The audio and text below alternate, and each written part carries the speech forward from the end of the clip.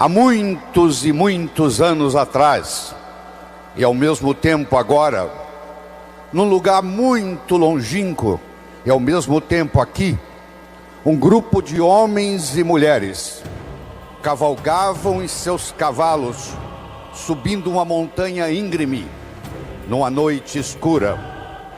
E do céu surge uma voz: desmontem de suas montarias, desçam, pegam pedras, enchem suas sacolas, remontem e continuem viagem. E amanhã de manhã vocês estarão alegres e tristes ao mesmo tempo. Alguns desmontaram, outros não. Alguns pegaram muitas pedras, outros poucas. Colocaram nas sacolas, remontaram e continuaram viagem.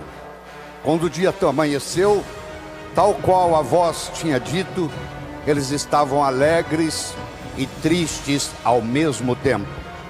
Alegres porque com a luz do dia, quando olharam nas sacolas, não eram pedras, eram diamantes. E tristes porque eu não peguei mais. Eu espero que quando nós terminarmos essa apresentação, você fique alegre e triste. Alegre por estar levando alguns diamantes para casa, que eu apenas sou o veículo disso. E triste porque que não pegou mais. Nós vamos fazer desses 55 minutos o melhor que nós podemos fazer nesse tempo. Nunca deixe aquilo que você não pode fazer atrapalhar aquilo que você pode fazer. Vou falar de novo para quem não escutou. Nunca deixe aquilo que você não pode fazer atrapalhar aquilo que você pode fazer. O padre Darcy teve a gentileza de me mostrar o santuário, não só me mostrando o santuário, com toda a sabedoria dele, me educando, e ele disse para mim o seguinte: a principal razão da vinda aqui é a renovação da esperança. Isso é muito importante, porque nós começamos a morrer quando as nossas recordações começam a ficar mais fortes que as nossas aspirações. Quando a pessoa começa a conjugar o verbo no passado, eu fiz, eu era, você sabe que essa pessoa começou a dar Deus para a vida. Então, quando você renova a sua esperança, você percebe que você pode ter novas metas, novos sonhos. E eu tenho aqui um desafio para você que está nos escutando.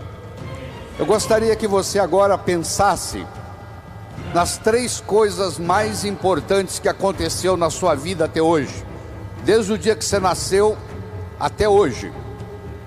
Quais foram as 3 coisas marcantes, boas na sua vida?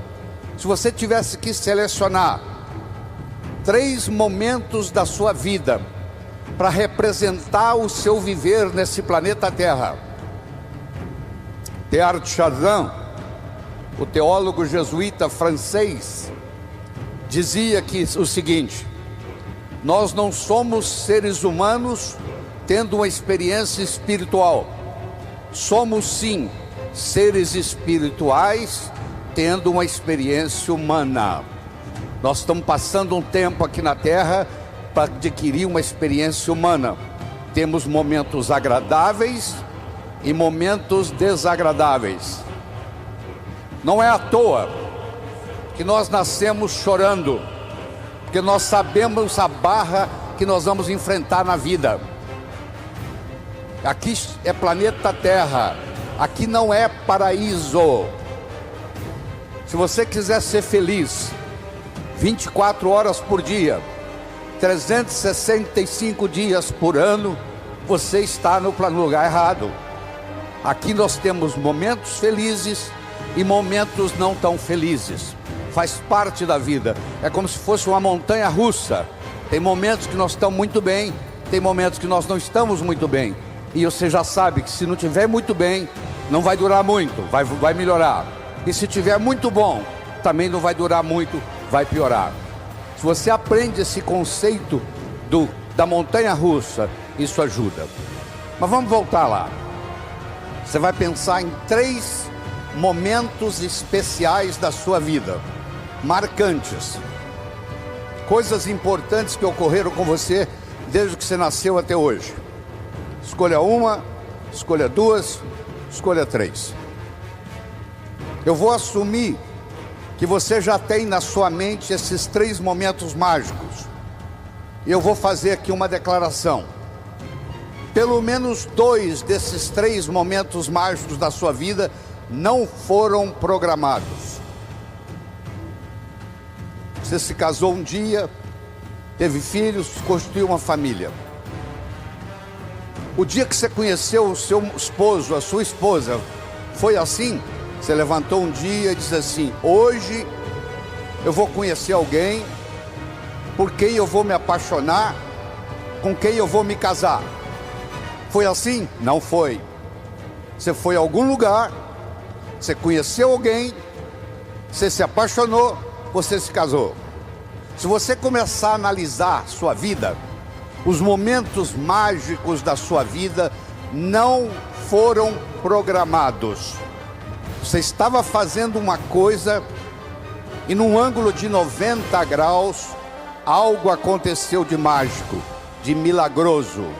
São os milagres que acontecem a cada momento, que nós não chamamos de milagres, mas eles são milagres. Você vai ao supermercado comprar 1 quilo de açúcar, você está na fila do caixa para pagar o seu quilo de açúcar, alguém começa a conversar com você, lhe dá uma dica, você fatura R$1 milhão. Você foi ao supermercado comprar 1 quilo de açúcar e sai de lá com a ideia de R$1 milhão. Mas essa ideia de R$1 milhão só vai se concretizar se você tiver no seu coração a esperança de que a coisa vai dar certo. Porque se você tiver no seu coração a expectativa que vai dar errado, eu lhe aconselho a nem começar, porque não vai dar errado. Henry Ford tinha uma frase que dizia assim: se você pensa que pode, ou se você pensa que não pode, de qualquer jeito você está certo. Se você pensa que pode, você vai trabalhar para que isso aconteça e vai se concretizar. Se você pensa que não pode, você não vai fazer nada e isso não vai acontecer. Quer dizer, a profecia de pode ou não pode vai se manifestar. Você não faz um bolo só com farinha, nem só com manteiga, nem só com ovos. Você precisa de vários ingredientes. O bolo da vida necessita vários ingredientes. E um desses ingredientes é o diálogo. Um desses ingredientes é a capacidade de se comunicar. Ele não é o único, mas ele é fundamental.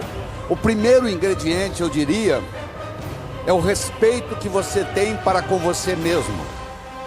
É a sua autoimagem. É o quanto você gosta de você. Ninguém pode ofertar o que não tem. Você não pode ofertar amor para o próximo se você não tem amor por si mesmo. Você não pode ofertar inteligência para o próximo se você não tem inteligência para você mesmo. Você não pode ofertar comunicação para o próximo se você não tem comunicação com você mesmo. Então a primeira coisa que Deus quer da gente é que nós tenhamos o amor próprio, que a gente se respeite no mundo. Isso chama-se autoestima. Isso chama-se autoimagem. E eu tenho uma boa notícia para você. Autoestima e autoimagem não é feito de cimento, não é feito de aço, é feito de linguagem. Ninguém está condenado a ser quem sempre foi. Vou falar de novo. Ninguém está condenado a ser quem sempre foi. Nós somos os únicos animais no planeta Terra que temos a habilidade de transcender. Transcender significa começar de novo. Não interessa o que aconteceu na sua infância, não interessa o sofrimento que você teve até hoje. O seu passado foi uma necessidade para você chegar até aqui. O seu futuro é uma possibilidade para você ir onde você quiser ir. Mas se você não se conscientizar disso, o seu futuro vai ser nada mais, nada menos do que uma repetição dos padrões do seu passado. Quais são os padrões existentes na sua família que você gostaria de se livrar deles? Porque a sua família, como a de qualquer outro, não é perfeita. O indivíduo, para ser médico, precisa fazer medicina. O indivíduo, para ser advogado, precisa fazer direito e fazer o exame da OAB.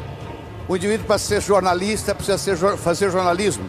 Para você ser pai e ser mãe, você só tem que fazer uma coisa: copular, ter relação sexual. E os filhos nascem. Então os pais, 99,99, não estão preparados para ser pai e mãe. Vão aprendendo com o erro dos filhos. Os seus pais erraram com você, os pais deles erraram com eles. Você errou com seus filhos vão errar com seus netos. Isso faz parte da vida. Não precisa ficar com sentimento de culpa disso não, porque é assim que é assim que a vida funciona. A gente vai aprendendo com os erros. No segundo filho você já erra menos, no terceiro você erra menos, se você parar e pensar aquilo que está fazendo de errado. O segundo ingrediente do bolo da vida é a comunicação. Na era da agricultura, mandava no mundo quem tinha terra. Eram os coronéis e era vitalício, valia para a vida inteira. Na era industrial, passou a mandar no mundo quem tinha capital, quem tinha dinheiro. Meus amigos, a moeda mudou e muita gente não se deu conta disso ainda. A moeda hoje chama-se conhecimento. Você é rico ou você é pobre em conhecimento. Mas conhecimento só tem validade quando aplicado, quando passado de um cérebro para outro. E a passagem do conhecimento de um cérebro para outro se faz através do diálogo, se faz através da comunicação. Portanto, jovens que estão aqui nos assistindo, comunicação se tornou essencial, tanto no sucesso pessoal quanto no sucesso profissional. E faz parte da natureza do espírito humano evoluir.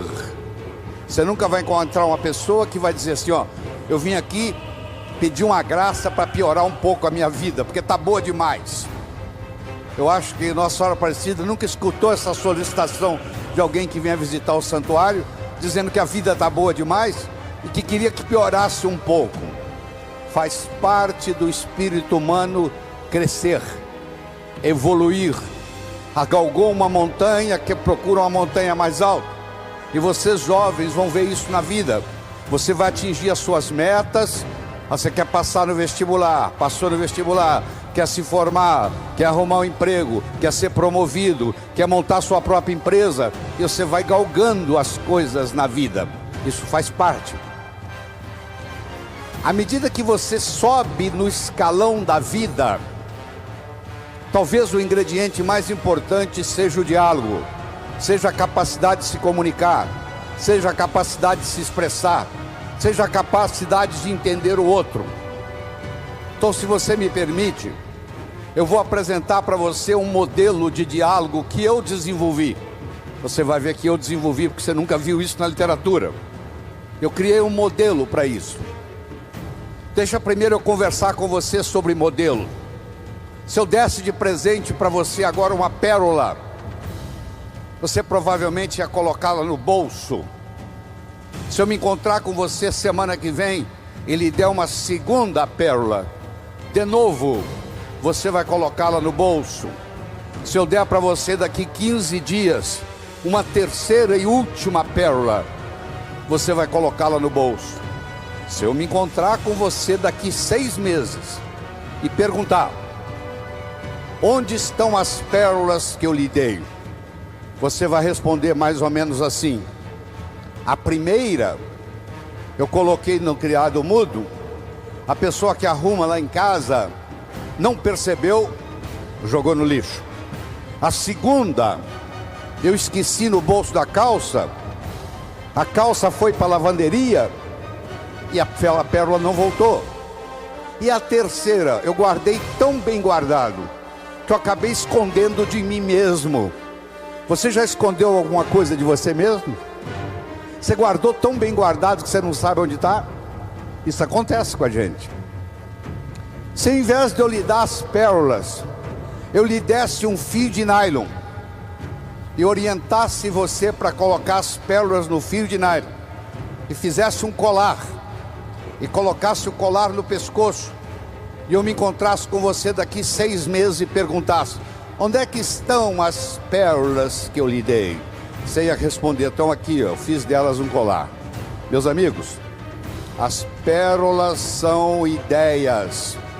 O cemitério está cheio de gente que teve boas ideias, ou não concretizaram-se, ou pior, estragaram a vida da pessoa.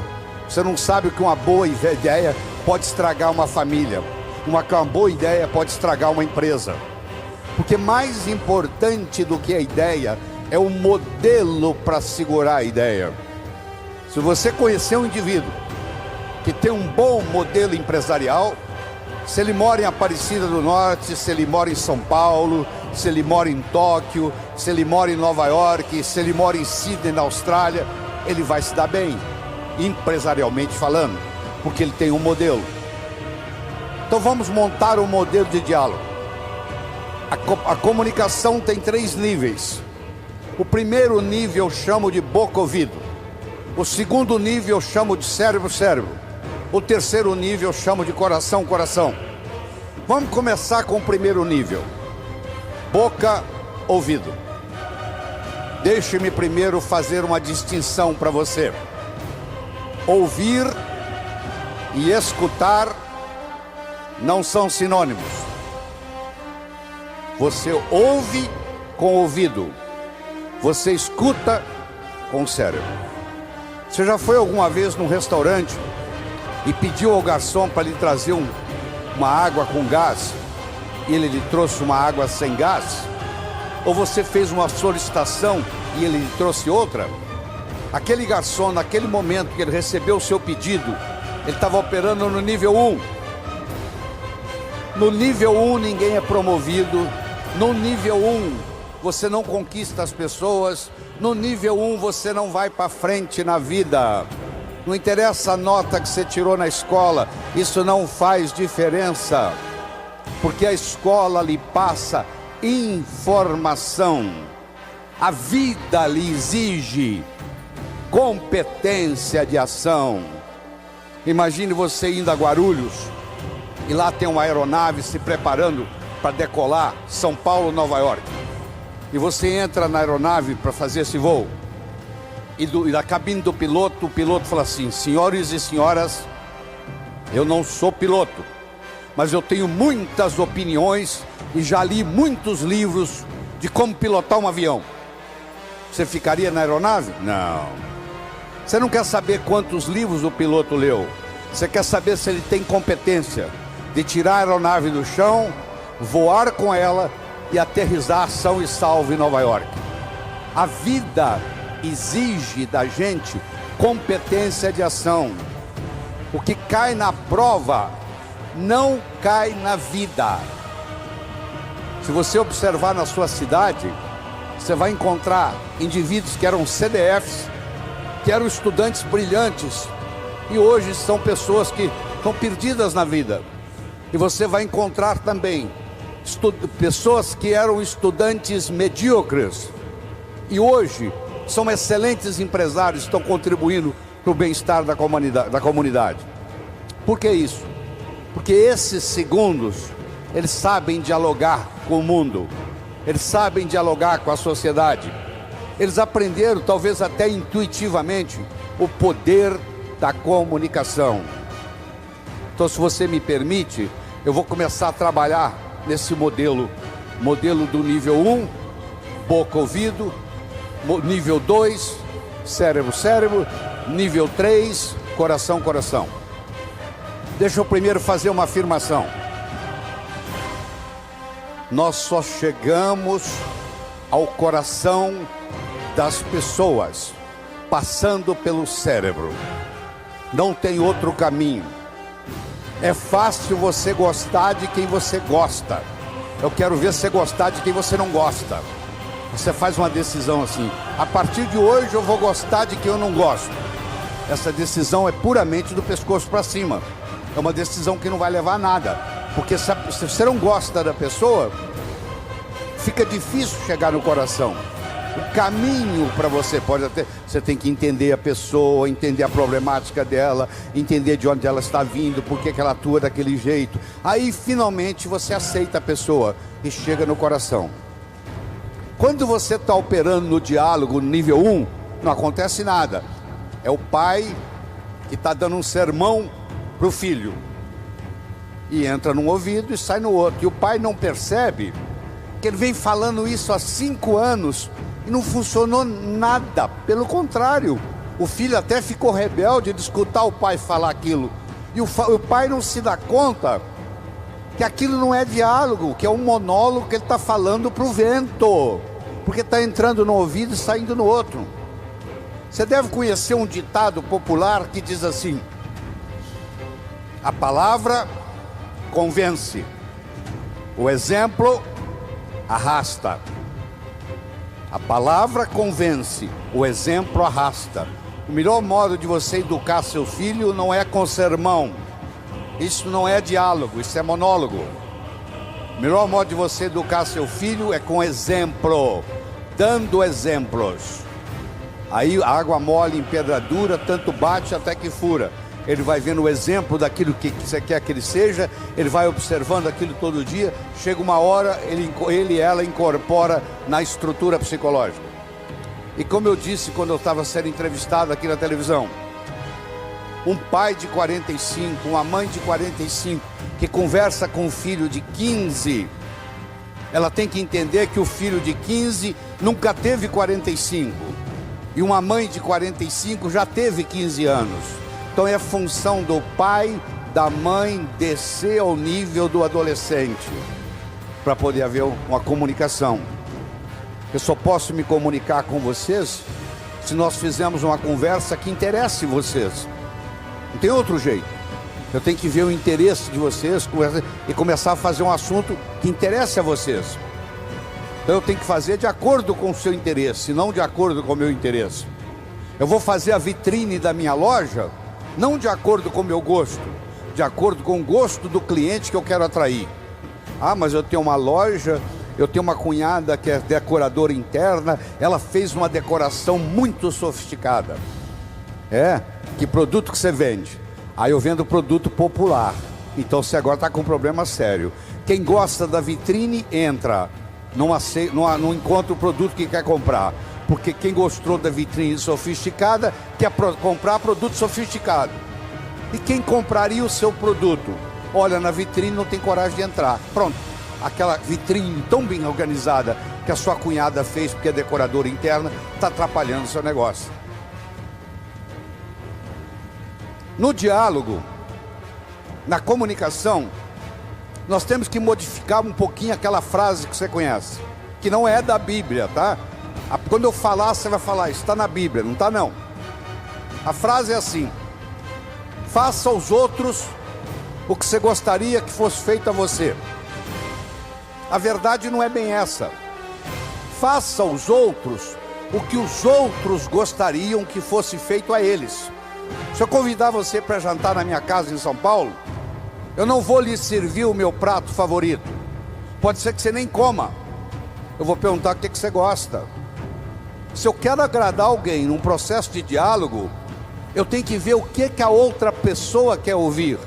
Eu vou começar por ali, e não o que eu quero passar. Quero que você entenda isso. Faça aos outros o que os outros gostariam que fosse feito a eles. Deixa eu contar para você uma pequena história. Eu conheci um senhor em São Paulo, um empresário muito bem sucedido, que me contou assim: doutor Laí, eu tenho um irmão gêmeo, único, univitelino, idêntico, igualzinho a mim. Eu nasci em Campina Grande, na Paraíba. Aos 14 anos eu me desentendi com a minha família, briguei com meu pai, briguei com a minha mãe, briguei com meu irmão, pulei na carroceria de um caminhão e fui para São Paulo. Eu fiquei 25 anos sem se comunicar com a minha família. E aqui em São Paulo eu ganhei dinheiro, virei empresário e tal. 25 anos depois eu ligo para casa. Eu fico sabendo que o meu pai já tinha morrido, que a minha mãe já tinha morrido e que sobrava esse meu irmão. Eu então resolvi dar um presente para o meu irmão, trazê-lo a São Paulo, com ele e a mulher, para me conhecer, para conhecer os meus filhos, para conhecer os sobrinhos, e conhecer a família. Ele não quis vir de avião, eu mandei a passagem de ônibus. Eu fui buscá-lo na rodoviária e, para surpreendê-lo, eu organizei uma festa numa pizzaria, porque eu adoro pizza. E quando o meu irmão entrou na pizzaria, ele começou a passar mal, porque ele tinha nojo de pizza. Olha que interessante. Como esse empresário adora pizza e ele queria agradar o irmão, ele achou a coisa mais lógica fazer uma festa numa pizzaria. Só que ele esqueceu de perguntar para o irmão se o irmão gostava de pizza. E aconteceu que o irmão não gostava, não tolerava pizza. Isso exemplifica o que está acontecendo com a gente. Eu quero mostrar o meu ponto de vista para você, mas eu não me preocupo como que você vai receber esse ponto de vista. Aí sabe o que acontece? A natureza colocou um ouvido no mesmo nível do outro. Entra num ouvido e sai no outro. Aí não deixa de ser diálogo, passa a ser monólogo, porque não tem repercussão. Para esse diálogo se ocorrer, primeiro eu tenho que ter uma mensagem forte. Você só vai continuar me escutando se você estiver gostando da mensagem. Eu tenho que ter algo para poder passar para você. Essa é a mensagem. Segundo, nós temos que conversar de uma forma metafórica. Como é que Jesus ensinava? Jesus ensinava contando histórias. Como é que eu vou ensinar para um sapo que nunca saiu da lagoa como é que é a onda do mar? Imagine esse problema. Você vai ensinar para um sapo que nunca saiu da lagoa como é que é a onda do mar? Como é que Jesus ia ensinar o meu mundo espiritual para quem está na terra? Sabe o que ele fazia? Ele fazia de uma forma metafórica. Ele contava parábolas, ele contava histórias. Quando eu lhe conto uma história, você não pode dizer que você não concorda com ela. Eu estou lhe contando uma história, e dentro da história eu coloco a ideia que eu quero passar para você. Era uma vez um navio de alta prioridade, porque carregava ouro, e de repente o motor desse navio enguiçou, e o dono do navio disse: para, traga aqui o melhor mecânico da região. Eles trouxeram. Ele trabalhou um dia inteiro, não conseguiu consertar o motor. Ele disse: para, traga aqui o melhor engenheiro mecânico do país mais próximo. Eles trouxeram. Ele trabalhou 2 dias, não conseguiu consertar o navio. Ele disse: para, traga aqui de onde estiver, de helicóptero, quem montou essa máquina desse navio. E eles procuraram, encontraram e trouxeram ele e um assistente. E eles desceram no navio de helicóptero, foram até a casa de máquinas, escutaram o barulho da tubulação, tocaram nos tubos, e tinha uma válvulazinha vermelha num canto. E ele perguntou para o assistente dele: você tem um martelo? Tem, me empresta. Ele foi lá e pim, ligue. Eles ligaram, tudo funcionou às mil maravilhas. Os 3 indivíduos que trabalharam, o primeiro que trabalhou um dia, o segundo que trabalhou 2 dias, e esse que deu a martelada na válvula, mandaram as suas respectivas contas. Quem trabalhou um dia mandou uma conta de $100. Quem trabalhou 2 dias mandou uma conta de $400, $200 por dia, porque ele havia trabalhado 2 dias e ele era mais sofisticado do que o outro. E quem deu a martelada mandou uma conta de $10.000. O dono do navio falou: vou pagar porque ele consertou o meu navio. Mas eu só pago com uma condição: que ele mostre como é que ele chegou à conclusão de me cobrar $10.000. E ele mandou um bilhete para o dono do navio. Para dar a martelada, $1. Para saber onde bater com o martelo, 9.999. Olha que interessante. Você imagine que nós estamos almoçando e eu conto essa história para você. Aí nós estamos num diálogo, almoçando. Aí você vai para o seu escritório comigo e você está pensando em me contratar para ser seu consultor na sua empresa. E você pergunta assim: doutor Laí, qual é a sua remuneração?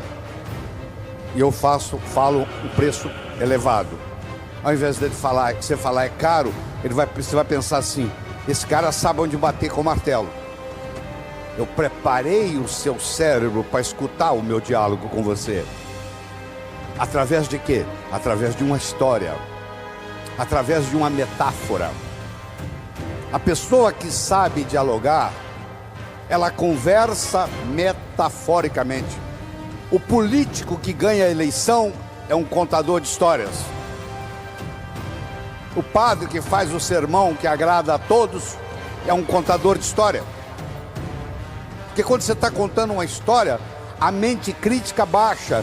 Você conta a história e leva o que você quer levar junto da mensagem. E a mensagem entra na estrutura psicológica. Terceira coisa importante no diálogo é uma linguagem apropriada. Você já foi a um médico e o médico começa a usar aquela terminologia médica que só ele entende. E aí você volta e a sua família te pergunta: e aí, o que você tem? O que o médico falou? Ah, não entendi o que o médico falou. Esse médico não tem nada de inteligente. Ele tem que conversar numa linguagem que o paciente entenda. Você está com um processo difícil na justiça, você vai visitar um advogado e ele começa com aquela terminologia jurídica e você não sabe o que ele está falando, precisa de alguém para traduzir. A própria Bíblia tem uma citação dizendo que se você não falar a linguagem de quem está lhe escutando, você está falando aos ares. Então é muito importante, quando você vai dialogar com alguém, não está na hora de você exibir vocabulário sofisticado, tem que ser um diálogo onde a pessoa inteligente entenda. Ela não precisa ter nenhuma sofisticação intelectual para entender. Deixa para você usar a terminologia intelectual quando você estiver conversando com o intelectual. E outra coisa importante é a percepção. Uma coisa é o que você está passando, a outra coisa é que o outro está captando. Ah, você é um vendedor? Sou. Você é um bom vendedor? Ótimo vendedor. E aí, você tem vendido bem? Não, tem vendido muito mal. Então você não é um bom vendedor. O aluno que diz que é bom aluno, ele tem que me mostrar um boletim bom. Eu não conheço bom aluno com boletim ruim. O mínimo que você tem que me mostrar como bom aluno são boas notas no boletim. Isso lhe caracteriza como bom aluno. Se você é vendedor e você não está vendendo o que você gostaria de vender, você vai me desculpar, a tecnologia, a abordagem que você está usando de vendas está sendo inadequada. Talvez a sua linguagem não está sendo apropriada, talvez a sua mensagem não está sendo forte o bastante, talvez você não esteja fazendo uso dos recursos da metáfora, das histórias. Semana passada teve um cliente aqui e eu falei para ele o seguinte: aí você pode falar o que você quiser. Você está falando, você está contando para esse cliente que está na sua frente o que você fez com o cliente da semana passada, o que você falou para ele. Mas na realidade você está falando para esse escutar, mas você usou o artifício metafórico de que você está falando para o outro. E quando você trabalha esse fenômeno do diálogo desse jeito, quando você termina, a pessoa se sente convidada a participar das suas ideias. Ela se sente... O filho, quando um pai sabe ter um diálogo com ele, quando termina o diálogo, o filho se sente convidado a experimentar o que o pai está falando para ver se dá certo. É um convite que ele recebe. Na vida, nós somos julgados por 4 coisas. 4 coisas. Nós somos julgados por aquilo que fazemos. Você pode marcar no seu relógio. Você encontra um estranho na festa. Nos próximos 5 minutos, ele vai perguntar para você assim: o que você faz na vida? A que é que você se dedica? Eu posso ter 2 pedreiros, um trabalhando ao lado do outro. Eu chego perto do primeiro pedreiro e pergunto: o que você faz na vida? Ele fala: eu sou pedreiro. Eu coloco um tijolo em cima do outro. Eu chego perto do segundo pedreiro que está ao lado dele e pergunto: o que você faz na vida? Eu sou pedreiro. Eu estou construindo o Maracanã, o maior estádio de futebol do mundo, que vai ficar aqui para a posteridade. Quero que você saiba que os 2 fazem a mesma coisa. Só que esse segundo pedreiro, ele não vai ser pedreiro muito tempo, não. Logo, logo ele vai ser construtor, porque ele não está colocando um tijolo em cima do outro. Ele está construindo Maracanã. Então escute com carinho. Quando alguém lhe pergunta o que você faz na vida, você tem que responder de um modo que agregue valor à sua contribuição para o mundo. Você lembra? Quando eu comecei a minha entrevista aqui na televisão, eu disse: a minha missão de vida é transformar as pessoas de uma forma alegre e poderosa, com amor e sabedoria. O que você faz na vida, Lair? Eu transformo as pessoas de uma forma alegre e poderosa, com amor e sabedoria. Isso é diferente de dar palestra. Isso agrega valor. Então, você quer melhorar seu poder de diálogo, você tem que definir a sua contribuição no universo de uma forma que agregue valor. Segundo, você é julgado pela sua aparência. Não é estar bem vestido, não. Estar adequadamente vestido para a ocasião. Você não quer ir num médico que está de camiseta. Você quer ir num médico que esteja de branco, de preferência com estetoscópio no pescoço. Que você chega lá, ele tem um arquétipo do branco. Se você pensa nos anjos, eles se vestem de branco. Se você pensa nos profetas, eles se vestem de branco. Se você pensa nos santos, a maioria se veste de branco. O branco tem um arquétipo de cura. Quando você está de frente de um médico que está todo de branco, só de você olhar o médico você já começa a melhorar, antes dele receitar qualquer coisa, antes de ele examinar você. É uma pena que os médicos não entendam a força do arquétipo branco no processo de cura. É uma pena. Terceiro, você é julgado pelo que você diz. Enquanto você não disse nada, ninguém sabe se você é inteligente ou deixa de ser. No momento que você falou e falou besteira, não tem jeito de você voltar atrás. Uma palavra falada, uma flecha lançada, uma oportunidade perdida, não tem jeito de voltar atrás. Então muitas vezes você tem que morder a língua, porque uma vez que você falou uma coisa inadequada, você não tem jeito de trazê-la de volta. E finalmente ser julgado não só pelo que você diz, mas como você diz o que você diz. Eu poderia trazer alguém aqui que falasse exatamente o que eu estou falando. A apresentação poderia ser muito melhor ou muito pior, porque não é só o que eu estou falando que conta, é como eu estou falando o que eu estou falando. Eu não sei se você conhece uma frase que diz assim: o cantor é mais importante do que a canção.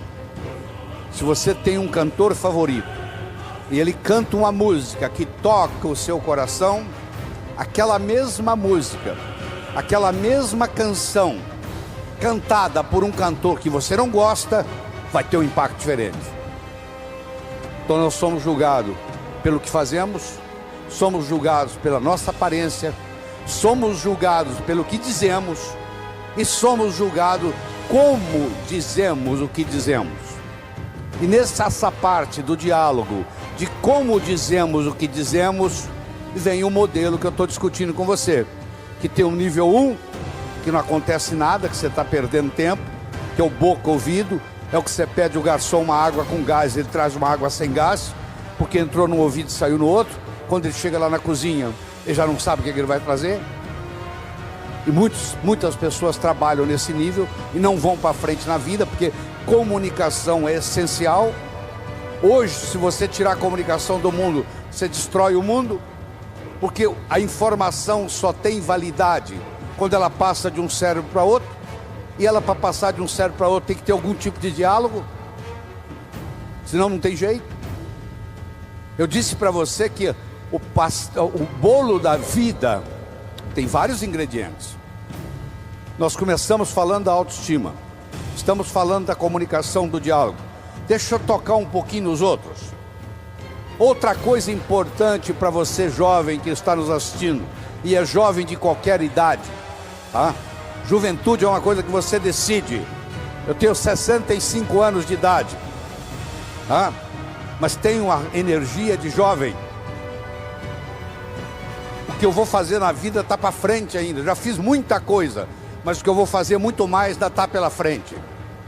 Quando eu mantenho esse foco no que eu vou fazer, o meu organismo não envelhece. Ele mantém a energia da juventude. Então, estabelecer metas. Todos vocês conhecem o conceito de uma ampulheta, não conhece? Você já pegou uma ampulheta na mão? Aquele reloginho de areia? Vamos imaginar uma ampulheta. A ampulheta tem a areia que ainda não caiu, a areia que está caindo e a areia que já caiu. A areia que ainda não caiu é o futuro. A areia que está caindo é o presente. E a areia que já caiu é o passado. Deixa eu focar um pouquinho no presente. Sabe por que o presente chama presente? Você já parou para pensar por que o presente chama presente? Porque é um presente de Deus, eterno. Não interessa onde você estiver, é aqui. Não interessa que hora for, é agora. Você já viu que a sua vida é um eterno aqui e agora? Aqui e agora? Aqui. Não interessa onde você estiver, é aqui. Não interessa que hora for, é agora. A vida é um eterno aqui e agora. Aqui e agora. Aqui e agora. Aqui e agora. Esse aqui e agora é o nosso presente. É nesse momento que você vive a vida. Se você não consegue ficar no aqui e agora, é como um gato que passa por um telhado de zinco quente, só sente o calorzinho da vida. E tem gente que está assim, está dominado pela tecnologia. É o relógio, é o celular tocando. A pessoa não vive mais o momento. E depois reclama que está ficando doente, que está esgotado, que não dorme direito. Ele não consegue viver mais o momento, ele não consegue viver mais o aqui e agora. Mas vamos voltar na nossa ampulheta. A areia que ainda não caiu é o futuro, a areia que está caindo é o presente, a areia que já caiu é o passado. Você aprendeu, e é verdade que você aprendeu, que o passado cria o presente cria o futuro. Isso é verdade, verdadeiro. Mas Einstein provou a não linearidade do tempo. O tempo não é linear. Então eu vou provar para você agora, nessa conversa aqui, que o futuro cria o presente também. E o presente recria o passado. Então vamos lá.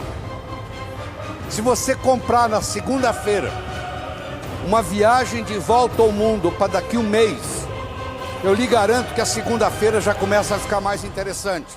Faltam 30 dias, 29, 28, 27, 26, 25 para a viagem. Você já escutou um ditado que diz assim: muitas vezes a antecipação da festa é melhor do que a festa propriamente dita. Lembra aquela ceia de Natal que você preparou na sua casa com todo carinho, que você levou meses preparando, e na hora da ceia os dois cunhados começaram a discutir e estragou a noite? A antecipação daquela ceia foi muito melhor do que a ceia. Às vezes a antecipação é mais interessante do que o fenômeno em si. Não é verdade? Então, o que acontece? Se eu tenho metas para o futuro, jovens, por favor, me escutem. Se você tem metas para o futuro, o seu presente fica mais interessante, porque você vai viajar daqui 30 dias, daqui 29, daqui 28. Se você não tem perspectiva de futuro, aí a droga te domina. Todo drogado que eu conheci, que eu tratei, que eu cuidei como médico, todo drogado perdeu a perspectiva do futuro. Ele não tem a noção do amanhã. Ele acha que só existe hoje. Quem só acha que existe hoje não vai se preocupar o que a cocaína, a maconha, a heroína vai fazer no corpo, porque perdeu perspectiva de futuro. Então eu espero que você entenda que o futuro cria o presente. Eu vou provar para você agora que o presente recria o passado. Eu dou um curso de treinamento no final de semana num hotel fazenda. Vem gente do Brasil todo. Chegou uma senhora e disse assim: doutor Laí, eu estou aqui porque eu estou num processo de divórcio e fiquei sabendo que o seu curso fortalece o emocional, eu vim aqui fazê-lo. Deixa ele me contar a minha história. Eu sou casado há mais de 25 anos, eu e meu marido decidimos, por opção, não ter filhos. Ele trabalha numa multinacional, eu trabalho noutra. Ele sai de segunda a sexta para viajar pela multinacional. E eu saio de segunda a sexta para viajar pela minha multinacional. Sexta-feira à noite nós nos reuníamos, íamos para um sítio que nós temos em Valinhos, perto de São Paulo. E nós passávamos sexta à noite, sábado, domingo, voltávamos segunda de manhã. A minha tia que me criou, que morava na Europa, veio nos visitar no Brasil. Eu levei-a para passar o final de semana no sítio. Ela teve uma parada cardíaca e morreu no sítio. E eu nunca mais tive coragem de ir lá. O meu marido não abre mão, ele viaja durante a semana e sexta-feira ele vai para o sítio. Eu não vejo ele durante a semana, não vejo ele no final de semana. Nós somos distanciando, estamos num processo de divórcio. Eu perguntei para ela assim: mas por que a senhora não vai no sítio? Falou: porque a minha tia morreu lá. Falei: mas justamente por isso. A sua tia saiu lá da Europa para te dar esse presente, para morrer no sítio, para mostrar para você o quanto que ela gostava de você. Isso tem uma simbologia. Dá para você captar essa simbologia, que ela fez questão de vir morrer do seu lado. E eu comecei a falar isso com a mulher, e eu fui falando, ela foi escutando, ela não conseguia parar de olhar no relógio. E o que ela queria? Ir para o sítio. Até o final da história, ela voltou a ir para o sítio, está casada com o marido até hoje. Eu não consigo mudar o fato da tia dela ter morrido no sítio. Eu mudei no diálogo a interpretação da morte da tia dela no sítio. Eu não consigo mudar o passado de ninguém. Mas eu quero que você saiba que tudo que aconteceu com você aconteceu por uma necessidade, talvez espiritual. Talvez tenha trazido você até aqui, esse santuário. O seu passado é uma necessidade que aconteceu para você chegar aqui. Ele é conhecido, você sabe o que aconteceu. O seu futuro é uma possibilidade. E ele é desconhecido até que você decida qual que ele vai ser. Porque você pode criar o seu futuro. Nós somos os únicos animais no planeta Terra que temos a habilidade de pensar em futuro. E eu sugiro que você se concentre lá, no futuro, porque é lá que você vai passar o resto da sua vida. Só por isso. Você não vai passar a sua vida no passado. Perdão, antes de ser um ato de amor, é um ato de inteligência. Só não perdoa quem é burro. Eu não vou perdoar o meu pai pelo que ele me fez. Onde é que está seu pai? Ele já morreu. Aí ele vai ficar muito sem dormir hoje à noite por causa disso.